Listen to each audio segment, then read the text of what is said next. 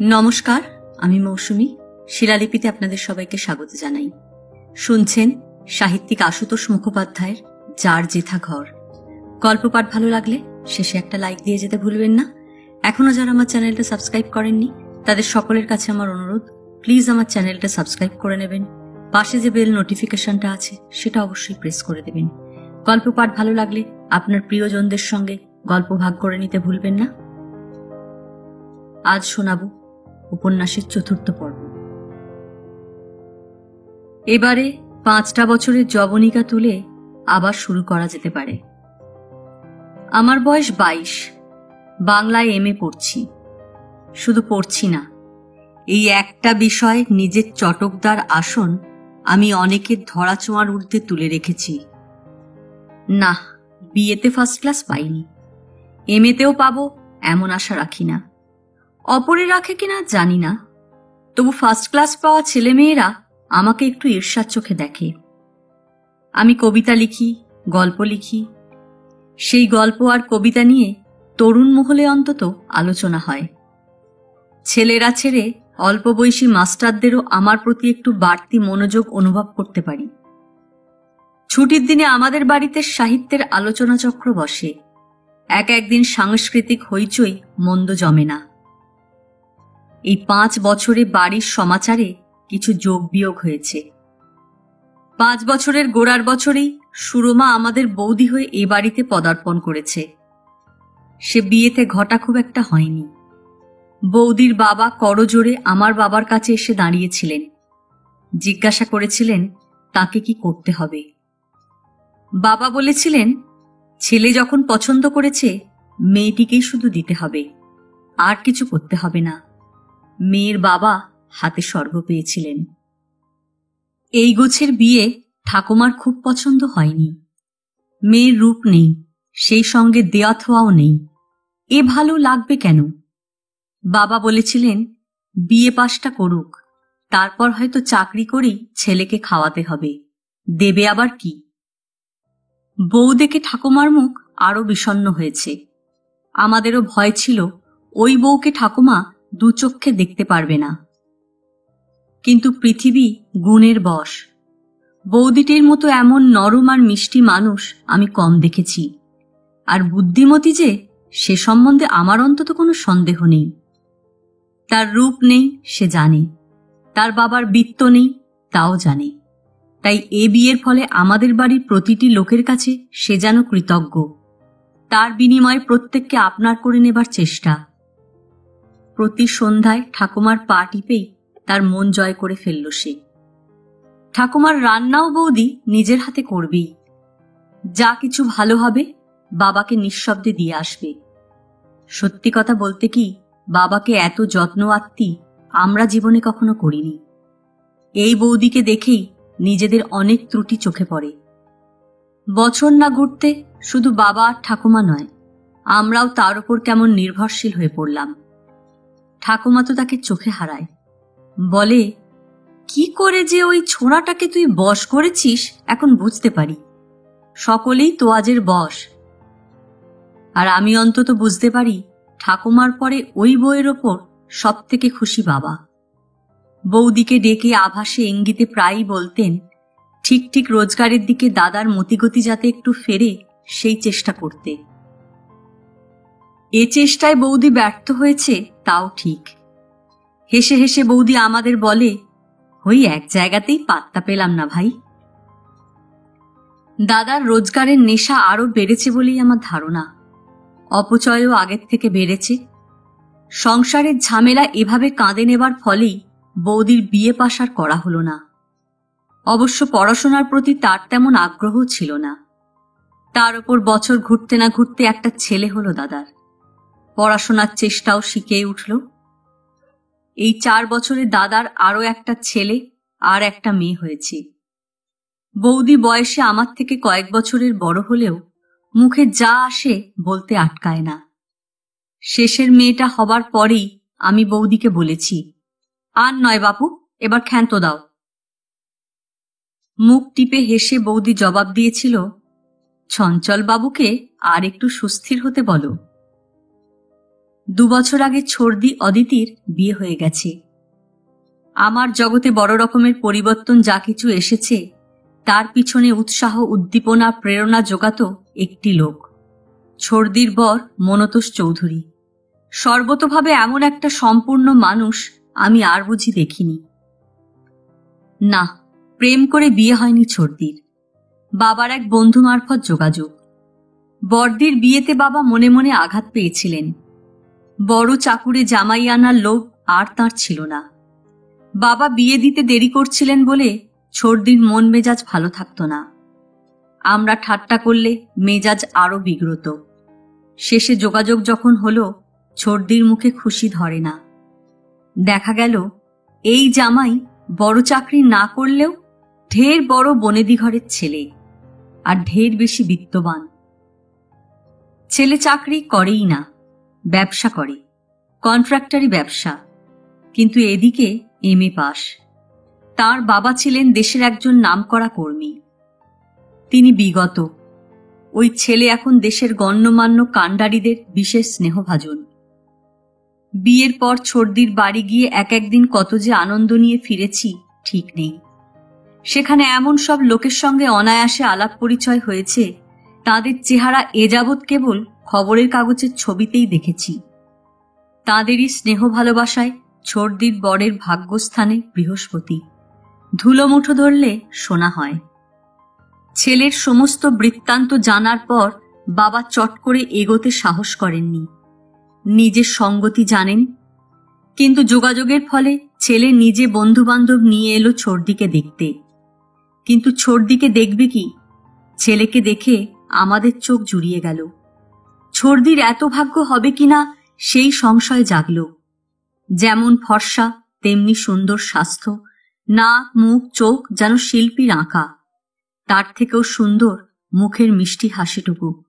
ঠোঁটের ডগায় সারাক্ষণ যেন ওই হাসি লেগেই আছে। বেশ সুন্দর ভদ্র পরিবেশের মধ্যেই ছর্দিকে দেখা হয়ে গেল। মেয়ে দেখার আনুষ্ঠানিক সিরিয়াস ভাবটা ওই ভদ্রলোকই কাটিয়ে দিল। বাবা ইচ্ছে করেই ঘরে নেই, তাই কথাবার্তারও অসুবিধে নেই কিছু। ছর্দিকে আনার 2 মিনিটের মধ্যেই ভদ্রলোক ঠাকুমাকে বলল, আমরা মেয়ে দেখতে আসার আগে আপনারা ছেলে দেখতে চান না কেন? একমাত্র এই করলেই ছেলেরা ঠিক ঠিক জব্দ হতে পারে।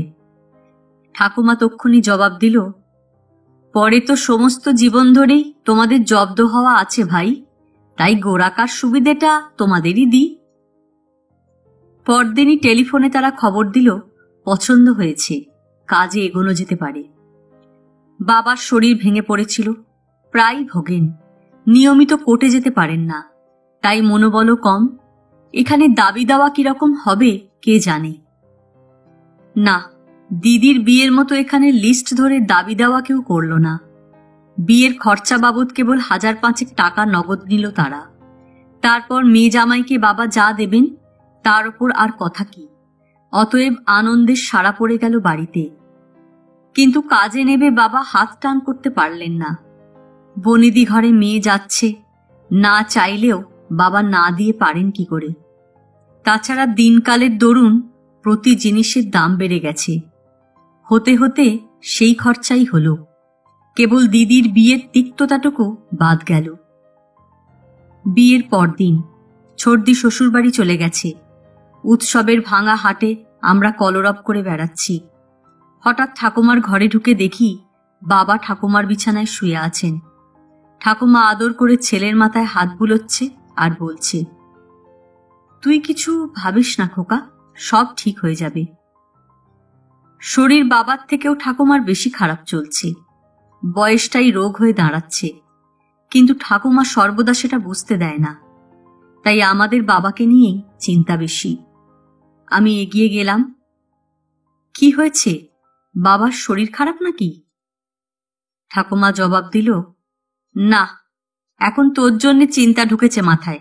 বলছে হাতে তো আর কিছুই থাকলো না, অথচ পরের মেয়ের বিয়ে তো এখন দিলেই হয়। আমার বয়স তখন 19 ছাড়িয়ে 20 চলছে। বাবা সাধারণত গম্ভীর মানুষ, কিন্তু মনে হলো বাবা যেন কেমন অসহায় চোখে আমার দিকে চেয়ে আছেন। মনটা খারাপ হয়ে গেল। বললাম, আমার জন্যে তুমি কিছু ভেবো না বাবা। ছর্দির কত ভালো বিয়ে হলো সে কথাই চিন্তা করো। বাবা বললেন, সেজন্যে নয়, শরীরটাই কেমন ভেঙে যাচ্ছে। কোর্টে আবার আগের মতো যাতায়াত করতে পারলে বছর দুয়ের মধ্যে তোর ব্যবস্থাও আমি করে ফেলতে পারবো। আমি জবাব দিলাম, সুস্থ শরীরে কোর্টে তুমি যাতায়াত করো, তা বলে আমার জন্য তোমাকে কিছু চিন্তা করতে হবে না। খুশি হয়ে ঠাকুমা বাবার সামনেই মন্তব্য করল, ও বোধহয় নিজের চিন্তা নিজেই করে রেখেছে। আমি তো তোকে বলে রেখেছি, ও ছড়ির জন্য তুই কিচ্ছু ভাবিস না। তোর সব কটা মেয়ের থেকে ওর ভালো বিয়ে হবে, দেখিস। তোর টাকা থাক আর নাই থাক। আমি লজ্জা পেয়ে ঠাকুমার উদ্দেশ্যে চোখ রাঙিয়ে চলে এসেছি, কিন্তু বাবার সামনে এই অনেকবারের শোনা কথা অদ্ভুত মিষ্টি লেগেছে। যত মিষ্টি লাগুক, ছর্দির থেকে ভালো বিয়ে আর কারো হতে পারে আপাতত আমি ভাবতে পারি না। সার্থক নামও বটে ছর্দির বরের। নামে মনতোষ, রূপে মনতোষ, গুণে মনতোষ। হাসি খুশি, দিলদরিয়া রসিক মানুষ। তার রসিকতার ছোঁয়ায় দিদির বর বড় চাকুরে অমর দত্ত একটু রসিক হয়ে উঠল। তাকে দেখলেই মনতোষ চৌধুরী একগাল হেসে বলে উঠত, দাদা, তোমরাই ভাগ্যবান, গৌচন্দ্র রাজার সরকার চালাচ্ছ, পায়ের ধুলো দাও। সেদিন শুনলাম, আমার দিকে একবার কটাক্ষে চেয়ে অমরদা জবাব দিল, আসল ভাগ্যবান তো ভাই তুমি, এত সহজে রমণীর মন জয় করতে পারো। কটাক্ষ আমাকে নিয়ে, আর সেটা একেবারে মিথ্যে নয়। হেসে গড়িয়ে ছর্দি তক্ষুনি আমাকে চোখ রাঙিয়েছে। দুর্নাম রটলে তোকে কিন্তু আমি আস্ত রাখবো না। ঘরে বাইরে মনতোষ চৌধুরীর সর্বত্রই একটা আদরের নাম আছে, মন্তু। ছর্দির বর এই নামটাই চালু করে সর্বত্র, মন্তু, মন্তু চৌধুরী। আমাদের বাড়িতেও সে মন্তু হয়ে উঠেছে 7 দিন না যেতে। ঠাকুমা আর বাবার আদরের মন্তু, বৌদির মন্তু বাবু, আমার আর দিদির মন্তুদা। ছর্দির ভ্রুকুটির জবাবে মন্তুদা টেনে টেনে পাল্টা শাসালো যেন, আমার প্রিয় সখীকে আস্ত না রাখলে তোমার সঙ্গে আমার সম্পর্ক থাকবে মনে করো? বিয়ের 15 দিন যেতে না যেতে আমি মন্তুদার প্রিয় সখী আর দিদি হার ম্যাজেস্টি। এর মধ্যেই মন্তুদা আমার লেখার ভক্ত, মন দিয়ে লেখা শোনে, পরে নাটকীয় উচ্ছ্বাসে বলে, তুমি একটা জিনিয়াস, চালিয়ে যাও, আমি আছি তোমার পিছনে। তুমি সাহিত্য মধু পরিবেশন করে যাও, আমি আছি তোমার একমাত্র ভক্ত মৌমাছি। আমি জবাব দিয়েছি, মৌমাছির ভন ভন আমার ভালো লাগে না। তুমি আমাকে হতাশ করলে প্রিয় সখী, আমি মন্ত মৌমাছি ভন ভন করি না, গুনগুন করি। সকোপে ছর্দিকে দেখাই আমি, ওই কানে গুনগুন করোগে যাও। দিদির বরকে আপনি করে বলি, কিন্তু এই ভদ্রলোক আপনি বলাটা নিজেই বাতিল করেছে। নিষেধ করার পর যতবার সেটা লঙ্ঘন করেছি ততবার মন্তুদাও আপনি আজ্ঞে করে জবাব দিয়েছে। আমার ছদ্মকোপের জবাবে বড় নিঃশ্বাস ফেলে মন্তুদা জবাব দিয়েছে, তোমার ছর্দি তো আছেই, তোমার ছর্দি তো আছেই। পুরুষ মানুষের যে ফাওয়ের দিকে বড় লোভ প্রিয় সখী, কি বলো দাদা? দাদা অর্থাৎ অমরদার সমর্থন মেলে বটেই তো। আমি হেসে বলে উঠেছি, ওসব একজন আধজন ভক্ত নিয়ে আমার চলবে না। অমরদা রসের যোগান দিতে চেষ্টা করেছে, মন্তুর পরে আমিও তো আছি। এই ভদ্রলোকও 2 ছেলে মেয়ের বাপ তখন, ফলে মাঝে আরো গম্ভীর হয়ে পড়েছিল। তার পরিহাস অবশ্যই অতটা স্বতঃস্ফূর্ত নয়, তবু ভালো লাগত। মন্তুদার দিকে চেয়ে আমি ভাবতাম, কৌতুকোচ্ছল রসিক মানুষের জীবন শক্তি আছে বটে। বিয়ের 1 মাস যেতে না যেতে হঠাৎ এক সন্ধ্যার মজলিসে আমার ওপর চড়াও হলো মন্তুদা। সেখানে তখন দিদি বা অমরদা নেই, শুধু আমি, ছর্দি আর বৌদি আছি। গম্ভীর মুখে জিজ্ঞাসা করে বসল, আমাদের ভায়ার খবর কি? দাদার কথা কি কার কথা জিজ্ঞেস করছে সঠিক বুঝলাম না। দাদাকে ভায়া কখনো বলে না, অসাক্ষাতে প্রিন্স বলে। প্রশ্নের পুনরুক্তি করল আবার, জিজ্ঞেস করছি, সুনন্দ বোসের খবর কি? রাস্তায় চড়াও টড়াও করছে আজকাল? আমি হতভম্ব। গত কটা বছরের মধ্যে যে মানুষটার আর অস্তিত্ব নেই আমার কাছে, তাকে নিয়ে পুরনো কাসন্দি ঘেঁটে ছর্দি তার বরের কানে রসের খোরাক জুগিয়েছে।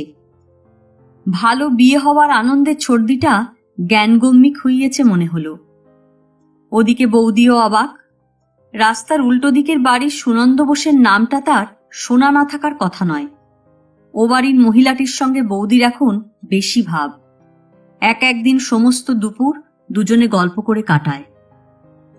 সঠিক না বুঝে সাগ্রহে জিজ্ঞাসা করল, ওই সামনের বাড়ির সুনন্দ বোস? মন্তুদা অমনি তাড়া দিল, সে খোঁজে আপনার কি দরকার ম্যাডাম? প্রিন্সকে আঁচলে বাঁধার পর আপনার কি আর কারো সুখ দুঃখের খবর নেবার সময় আছে?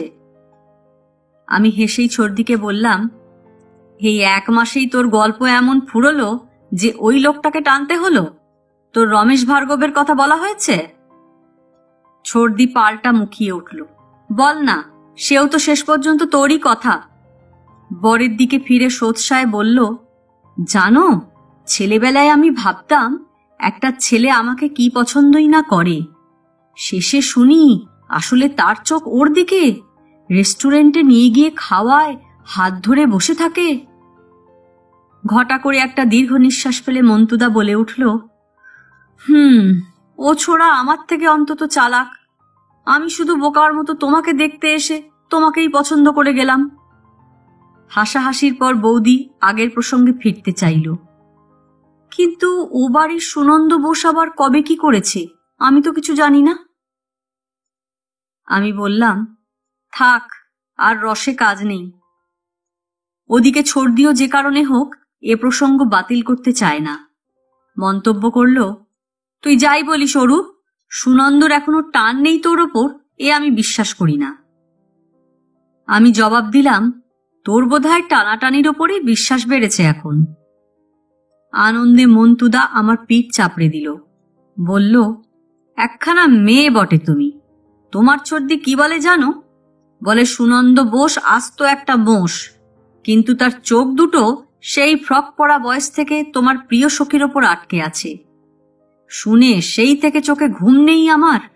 প্রিয় সখী শেষকালে কিনা মোষের খপ্পরে পড়বে। এই আর কি, আমার কেন যেন ভালো লাগছিল না। ওদিক থেকে বৌদি প্রতিবাদ করল, কেন, ছেলেটি তো বেশ ধীর স্থির, ভদ্র, দিন রাত পরিশ্রম করে নাকি। তার বৌদি তো দেওরের খুব প্রশংসা করে। ওয়ান্ডারফুল! বৌদির উদ্দেশ্যে মন্তুদা 2 হাত জোর করে ফেলল তক্ষুনি। আপনি অভিজ্ঞ ব্যক্তি ম্যাডাম, ওই সুনন্দ মোষের চোখ দুটো দয়া করে আপনার নিজের দিকে টেনে নিন। প্রিন্সকে আমরা যা হোক বোঝাবক্ষণ। মোষের চোখ যত ঠান্ডাই হোক, প্রিয় সখীকে তার সামনে ছেড়ে দিতে পারবো না। আপনার আত্মত্যাগ সোনার অক্ষরে লেখা থাকবে। আমরা হেসে উঠলাম। বৌদি তারপর 2-3 দিন আমাকে আলটালো। কি হয়েছিল বলো না, আমার কিন্তু ছেলেটাকে সত্যি খারাপ লাগে না। আমি ঝাঁঝিয়ে উঠেছি, তবে আর কি, মুখ থুবড়ে পরগে যাও না। গত 3 বছরের মধ্যে সর্বসমেত 7 দিনও হয়তো ও মূর্তি আমার চোখে পড়েনি। পড়লেও সেই চোখ আমার দিকে আটকে থাকেনি, নিজে থেকেই সরে গেছে। আমার ধারণা সেই এক পুষ্টি গল্প থেকেই তার চেতনার পুষ্টি বেড়েছে। কোন মাটির ওপর দাঁড়িয়ে আছে সেটা টের পেয়েছে। অ্যালুমিনিয়ামের কৌটো সাপ্লাই করতে করতে নিজেও সেই কৌটো তৈরির ছোট একখানা কারখানার মতো করেছে। এরকম একটা খবর যেন আমার কানে এসেছিল। তার ওপর প্লেটিংয়ের কাজ করে ওষুধের কারখানায় সাপ্লাই করে। কিন্তু সে খবর শোনায় আমার কোনো আগ্রহ ছিল না। ওটা যে কোনো খাঁটি ব্যবসার অন্তর্গত বস্তু তাও কখনো মনে হয়নি। গেল বছর সেই প্রথম ওদের একতলা ভাঙা বাড়ি ঢেলে সংস্কার করতে দেখলাম। ওদের বাড়ির পিছনের দিকে 2টো বস্তিঘর ছিল, সেটা ভেঙে 2টো নতুন ঘর তোলা হলো, তাও চোখে পড়ল। কথায় কথায় তখন ঠাকুমা একদিন বলল, ছেলেটা এখন 2টো পয়সার মুখ দেখেছে বোধহয়, ঘর বাড়ি সারাচ্ছে।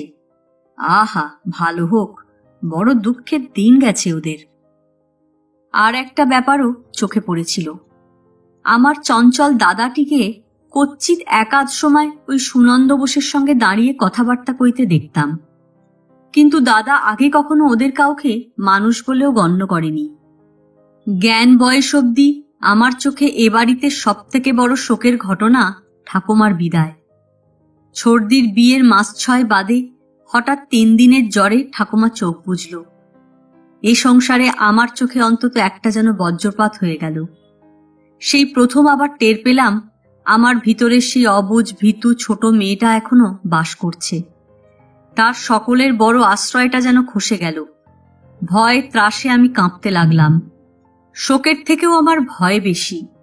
একটা অজ্ঞাত ত্রাস, অজ্ঞাত ভয় যেন আমাকে ছেঁকে ধরতে লাগল। ঠাকুমার সঙ্গে সকলেই শ্মশানে গেল, কেবল আমি ছাড়া। কাঁদতে কাঁদতে দিদি গেল, ছর্দি গেল, বৌদি গেল, আমি কিছুতে যেতে পারলাম না। ঘরের জানলা ধরে শক্ত কাঠ হয়ে দাঁড়িয়ে রইলাম। হরিধ্বনি দিয়ে ঠাকুমার খাট কাঁধে তুলে নিতে দেখলাম। আর তখনই দেখলাম বাড়ি থেকে খাটের 3 দিকে কাঁধ দিয়েছে দাদা আর আমার 2 কাকা, আর একদিকে ও বাড়ির সুনন্দ। কে কাকে ডেকেছে আমি জানি না। খাট কাঁধে নিয়ে জানলা বরাবর সোজা একবার আমার দিকে তাকিয়েছিল। আর তক্ষুনি কেন যেন ওর বুড়ো বাবাকে শেষ যাত্রায় নিয়ে যাওয়ার সেই দৃশ্যটা আমার চোখে ভেসে উঠেছিল।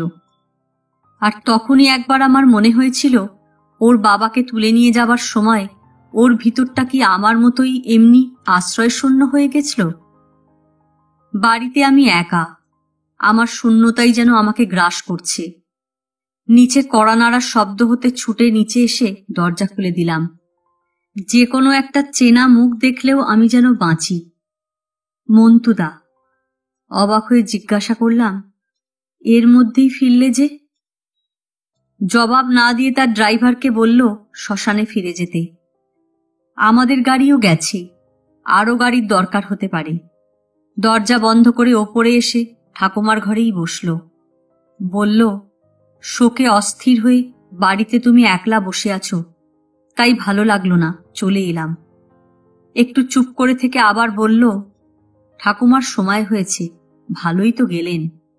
কাল থেকেই লক্ষ্য করছি তোমাকে, শোকে এরকম ভেঙে পড়বে কেন? মন্তুদার সামনেই একটা মোড়াতে বসেছিলাম আমি। মুখে একরাশ শাড়ির আঁচল গুঁজে দিয়েও সামলাতে পারলাম না। মন্তুদা চুপ।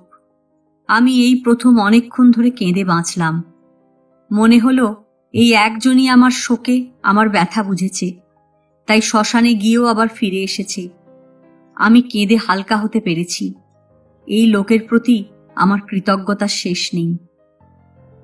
কাকাদের অনুরোধে আমাদেরও 11 দিনের শ্রাদ্ধের বিধান দিলেন পুরোহিত। ঠাকুমা যেতে বাবা ভেঙে পড়েছেন, তবু শক্ত পায়ে না দাঁড়িয়ে উপায় নেই। বাবা টাকা পয়সা সব বৌদির হাতে দিলেন। আমাকে বললেন, তুই ওকে সাহায্য করিস। বাবা সকলের বড়, তাছাড়া ঠাকুমা বরাবর এখানে থাকতো, তাই কাজও এ বাড়িতে হবে জানা কথা। পূর্ববঙ্গ দেখিনি। আমাদের কোনো এককালে আদি নিবাস ছিল নাকি পূর্ববঙ্গে। এসব ক্রিয়াকর্মে প্রাচীন সংস্কারই চালু আছে। সেই অনুযায়ী শ্রাদ্ধের আগের দিন শ্মশান বন্ধুদের চিড়ে দই মিষ্টি দিয়ে ফলার করানোর বিধান। সেই দিনই ও বাড়ির সুনন্দ বোসের নামটা কানে এলো আবার।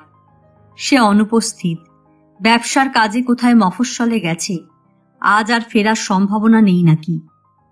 বাবা খুঁতখুত করতে লাগলেন।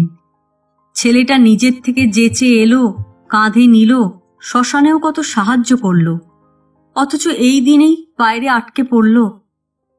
পরদিনও আবার ওই নাম কানে এলো। রাত তখন 10:30। বাইরের নিমন্ত্রিতরা সব খেয়ে দিয়ে চলে গেছে। শুধু জামাই 2জন, কাকা কাকিমারা আর আমরা বাড়ির কজন বাকি। সকলেই শ্রান্ত। কোনো রকমের 4টে খেয়ে শুয়ে পড়তে পারলে বাঁচি। ইতিমধ্যে 2বার সামনের বাড়িতে লোক গেছে সুনন্দ বোসের খোঁজে। 2বারই বাবার কাছে খবর এসেছে কারখানা থেকে এখনো ফেরেনি, ফিরতে রোজই রাত হয়। তার দাদা বলে পাঠিয়েছে তার জন্য অপেক্ষা করার দরকার নেই। তাকে নিয়ে আমরা কেউ মাথা ঘামাইনি। এমনকি খেয়াল না করে নিজেরা টেবিলে বসেও গেছিলাম। বাবা হঠাৎ এসে বললেন, ও বাড়ির ছেলেটাকে তো বাড়িতে ঢুকতে দেখলাম এইমাত্র, কে ডেকে আনবে? শোনা মাত্র বৌদি উঠে চলে গেল, আর তক্ষুনি একটা বিরক্তিকর ব্যাপার আমার চোখে পড়ল। হাসি চেপে ছর্দি মন্তুদাকে কি ইশারা করল, আর তারপর মন্তুদা ভালো মানুষের মতো আমার দিকে চেয়ে রইল। ছর্দিটার রসিকতারও আর সময় টমায় নেই। একটু বাদে বৌদি সুনন্দ বোসকে একেবারে সঙ্গে করে ফিরল।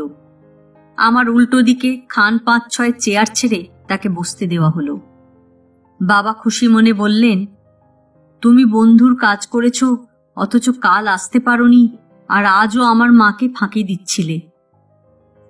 সকলের চোখ ওই দিকে, আমারও। সুনন্দ ঠান্ডা মুখে নরম জবাব দিল, না, আজ আমি ঠিকই আসতুম। ঠাকুমাকে আমার অনেকদিন একটা প্রণাম করার ইচ্ছে ছিল, সে সুযোগ হলো না, একেবারে কাঁধে করার সুযোগ পেলাম। বৌদির মুখে শুনতুম, আমরা এত গরিব, তবু উনি আমাদের মানুষ ভাবতেন। বাবা বিস্মিত নেত্রে চেয়ে রইলেন তার দিকে। বাদ বাকি সকলে চুপ। হঠাৎ মন্তুদা একটু ঝুঁকে তাকে নিরীক্ষণ করছে। ভিতরে ভিতরে আমি আবার বিরক্ত বোধ করছি। আমার ঠাকুমাকে ঠাকুমা বলাটাও কানে কিরকম লেগেছে। আর ঘটা করে সবার মধ্যে নিজের দারিদ্র্যের কথা টেনে এনে ওই উক্তি করার মধ্যে একটু যেন প্রচ্ছন্ন ব্যঙ্গ আছে। আর তার লক্ষ্যও যেন শুধু আমি এখানে আছি কি নেই একবার মুখ তুলে চেয়েও দেখেনি। ধারণা জানে আছি, তাই দেখেনি। খাওয়া দাওয়ার পর আমি ঘরে আসা মাত্র ছর্দি ছুটে এলো। বলে উঠল, হ্যাঁ রে অরু, আজকাল যে দিব্যি চ্যাটাং চ্যাটাং কথা ফুটেছে রে। আর ঠাকুমাকেও দিব্যি ঠাকুমা বলে গেল, শুনলি? তোর সঙ্গে আবার কিছু চলছে টলছে না তো? আমি গম্ভীর মুখে দাবরানি দিলাম, এটা তোর রসিকতার সময়? নাকি নিজের অত ভালো বিয়ে হয়েছে বলি কাণ্ডজ্ঞান খুইয়ে যাকে তাকে টেনে এনে রসিকতা করিস? ছর্দি পালালো। দিন গড়াতে লাগলো আবার। একটি বৃদ্ধার অভাবে বাড়িটা খাঁ করে। ওদিকে বাবাকে দিন রাতের বেশিরভাগ সময় বিছানায় শোয়া দেখি, তাইতে আরো খারাপ লাগে। বাবার মাথায় আবার দুশ্চিন্তা ভর করেছে, টের পাই। দুশ্চিন্তা আমারই জন্য। বৌদির মুখে শুনেছি শ্রাদ্ধের দরুন কাকারাও কিছু কিছু টাকা দিয়েছে, কিন্তু বড় খরচটা বাবার ওপর দিয়েই গেছে। দুদিন আগে নাকি বৌদির কাছে বাবা বলেছেন, এই মেয়েটার জন্য আর কিছুই থাকলো না। কিছু থাকলো না বলে নয়, আমি অসহায় বোধ করেছি বাবাকে এভাবে মুখ থুবড়ে পড়তে দেখে। বাড়িতে এক মুহূর্তও ভালো লাগে না। ফাঁক পেলে চলে যাই দিদির ওখানে, নয়তো মন্তুদার ওখানেই বেশি যাই। হাসি আনন্দে ডুবিয়ে মাথা হালকা করে দিতে তার জুড়ি নেই। 6 মাস যেতে না যেতে আবার এক বিভ্রাট। হঠাৎ একদিন কলেজ থেকে বাড়ি ফিরেই শুনি দাদার ইন্স্যুরেন্সের চাকরি যায়। অফিসে দাদার নাকি প্রায় 1010 টাকা দেনা। কোনো বন্ধুর পাল্লায় পড়ে বড়লোক হবার এক মোক্ষম রাস্তা পেয়ে গেছিল দাদা। অফিসের সঙ্গে যুক্ত বাইরের পার্টির এক অন্তরঙ্গ ভদ্রলোকের কাছ থেকে 7,500 টাকা ধার করেছিল, শতকরা 12 টাকা সুদ। এছাড়া অফিসের লোকের কাছ থেকেও কিছু টাকা ধার করেছিল। সেই সব টাকা শেয়ার বাজারে সেই অব্যর্থ লাভের ফাটকায় খাটিয়ে সর্বস্বই লোকসান খেয়েছে। পার্টির সেই অন্তরঙ্গ ভদ্রলোক অনেকদিন অপেক্ষা করে সুদ বা আসল কিছুই না পেয়ে শেষে অফিসের বড় কর্তার কাছে নালিশ করে দিয়েছে। বড় কর্তা শুনে ক্ষেপে গেছে, দাদাকে ডেকে 7 দিন মাত্র সময় দিয়েছে।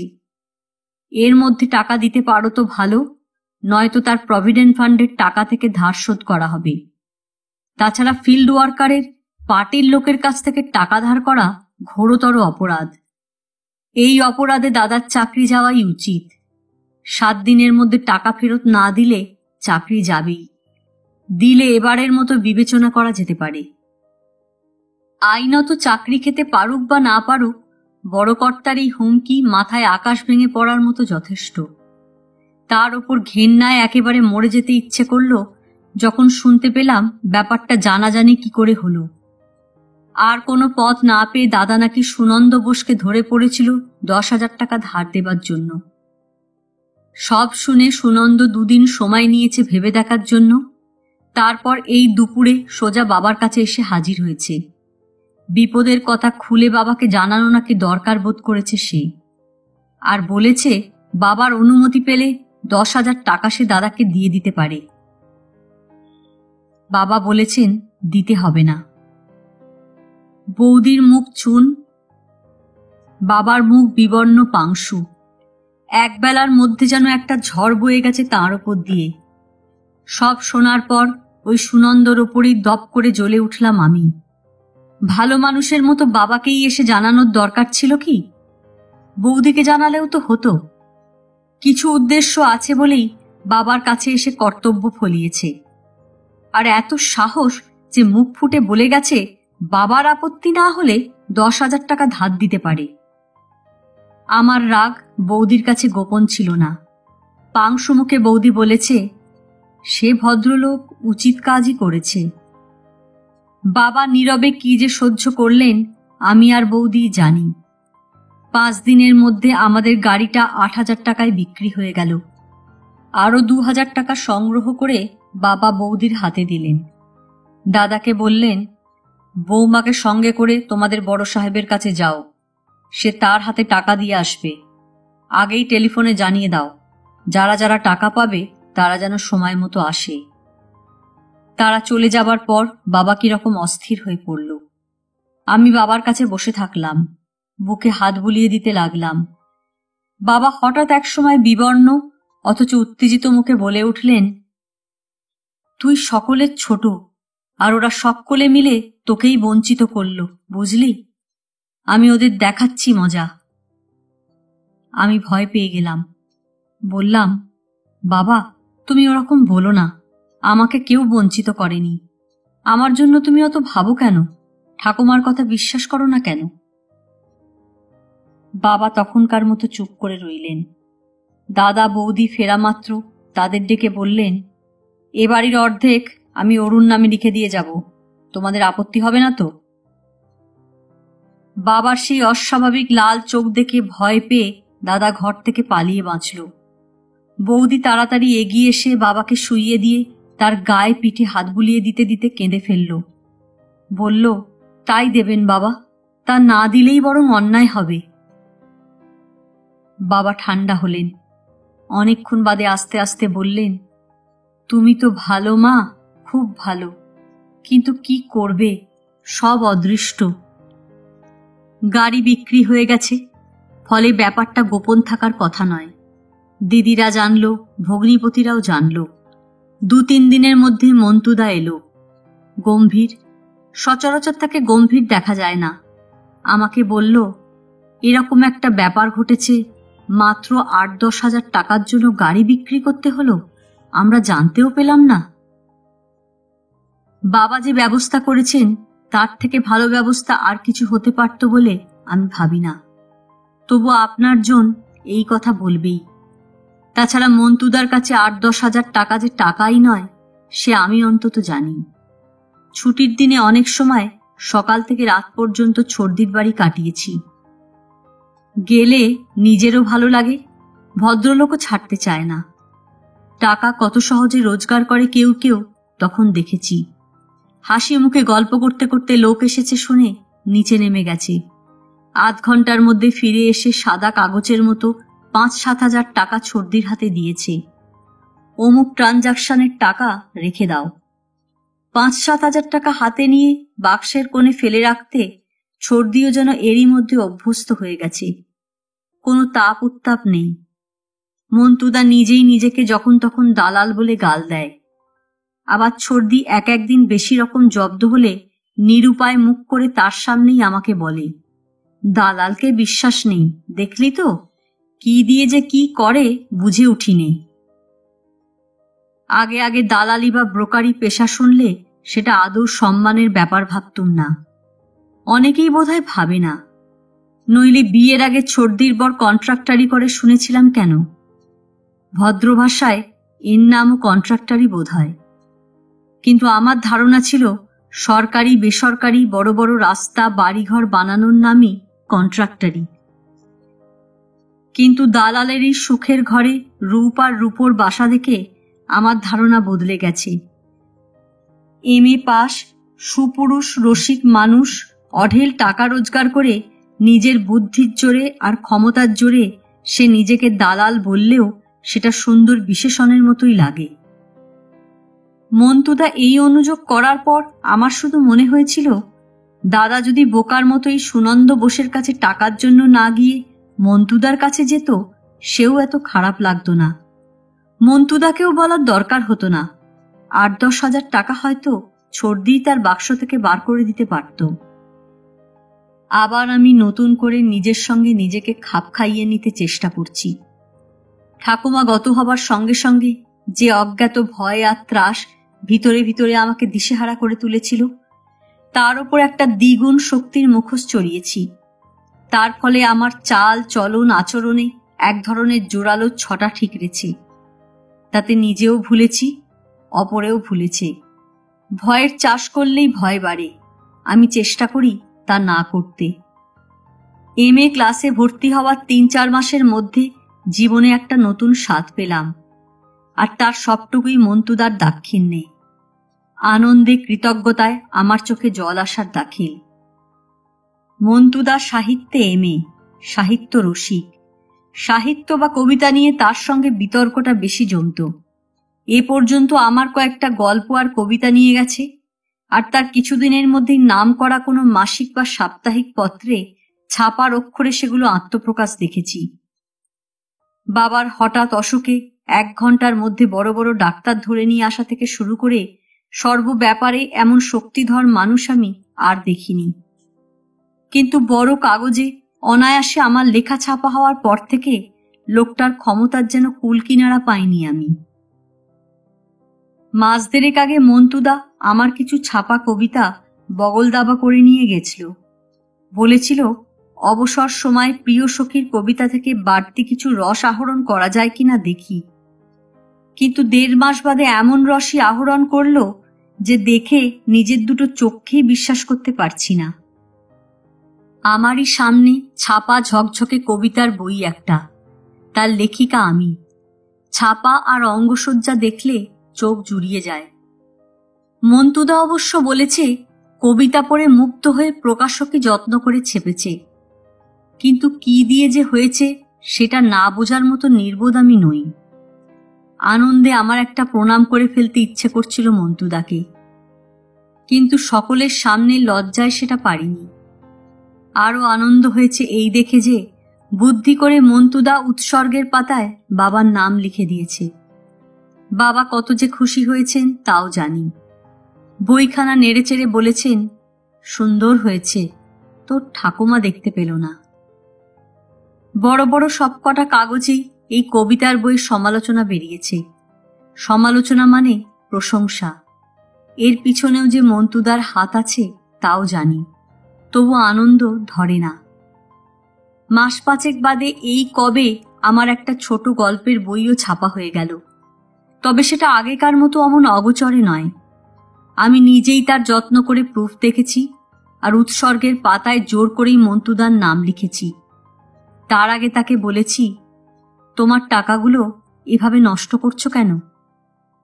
জবাবে মন্তুদা বলেছে, দালালের সঙ্গে লোকসানের ভাদ্যর সম্পর্ক। লোকসানি যে হবে তোমাকে কে বলল? এই বই সম্পর্কেও কাগজে সদয় সমালোচনা ছাপা হয়েছে। বিশেষ করে সেই পুষ্টি গল্পটার প্রশংসা তো অনেকেই করেছে। 5th ইয়ারে পড়া মেয়ের 2-2খানা বই ছাপা হয়ে গেছে। এমন মেয়ে আর মাটির উপর দিয়ে হাঁটে কতক্ষণ? আমার জীবনে যেন ভরা ফাল্গুনের মৌসুম চলছে তখন।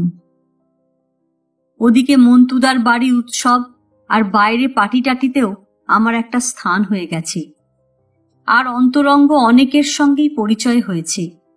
মন্তুদা দরাজ হেসে বলে, আমার পার্টি আমার উৎসব মানেই আমার বউ থাকবে আর আমার শালি থাকবে। বউ ছাড়া যদিও চলে, শালি ছাড়া একদম অচল আমি। ছর্দি বলে, আমাকে না দেখলে নাকি ওর বন্ধুরা ওকে জিজ্ঞাসা করে, আপনার শালি কোথায়? আর না গেলে ছর্দি অনেক সময় গাড়ি হাঁকিয়ে এসে আমাকে ধরে নিয়ে যায়। ধমকে বলে, তুই না গেলে আসর জমে না, চল। মোট কথা, দিব্যি আনন্দেই দিন কাটছিল আমার। এরই মধ্যে একটা দৃশ্য চোখে কাঁটার মতো বিঁধল আমার। উল্টো দিকের একতলা দালানের সামনে ছোট একটা মরিস গাড়ি থামল। তারপরই অবাক হয়ে দেখলাম তার চালক সুনন্দ বোস। গাড়ি থেকে টক করে নেমে কোনো দিকে না তাকিয়ে ভিতরে চলে গেল। লোকটার তাহলে এরই মধ্যে গাড়ি কেনার মুরদ হয়েছে। সেকেন্ড হ্যান্ড হলেও গাড়িটা চকচকেই। এখন মনে হলো ও বাড়ির ছেলেগুলোর জামা কাপড় আজকাল একটু ফিটফাট দেখি বটে। আর এক আধ সময় সুনন্দ বোসের পরনে ভালো ট্রাউজার আর গায়ে টেরিলিন দেখেছি। কিন্তু এরই মধ্যে গাড়ি কেনা আর সে গাড়ি নিজে ড্রাইভ করার সম্ভাবনা কল্পনা করিনি। আমাদের গাড়ি বেচে দেওয়া আর নাকের ডগায় ওই একজনের গাড়ি কেনাটা ভিতরে কোথায় খচখচ করছিল বলেই মনে হলো। এটা বাহাদুরি ছাড়া আর কিছু নয়। পয়সা তো অ্যালুমিনিয়াম কৌটো বিক্রির, গাড়ি দেখাচ্ছে। ঠিক সেই সময় বৌদি পাশে এসে দাঁড়াতে ঝাঁঝালো হেসে বললাম, গাড়ি দেখছি। বৌদি অবাক, ও মা, গাড়ি তো 2 মাস আগে কিনেছে ভদ্রলোক, তুমি এতদিনে দেখলে? এরই মধ্যে নিজেও দিব্যি ড্রাইভিং শিখে নিয়েছে, এখন নিজেই চালায়। অত বিস্তার শুনতে চাইনি, কিন্তু বৌদি কিভাবে হঠাৎ আবার বলল, ওর বৌদির মুখে শুনেছি ছেলেটা একরোখা আর জেদি বলেই চট করে এতটা উন্নতি করেছে, ওদের সংসারের চেহারা বদলে দিয়েছে। আমার কিন্তু খুব ভালো লাগে ভদ্রলোককে, বেশ খাতিরও হয়ে গেছে। শোনামাত্র মনে হলো বৌদির মনে আরো কিছু কথা আছে, এটা তারই ভূমিকা। দপ করেই রাগ হয়ে গেল আমার। বলে ফেললাম, 3 ছেলেপুলের মা হবার পরে আর খাতির জমিয়ে কিছু লাভ হবে? থতমত খেয়ে বৌদি তক্ষুনি প্রস্থান করল। বয়সে বড় হলেও ইদানিং আমাকে ভয়ই করে একটু। আজ এ পর্যন্তই। উপন্যাসের 5ম পর্ব নিয়ে অন্যদিন আসব। গল্প পাঠ ভালো লাগলে লাইক, শেয়ার, কমেন্টস করতে ভুলবেন না। আজকের মতো নমস্কার।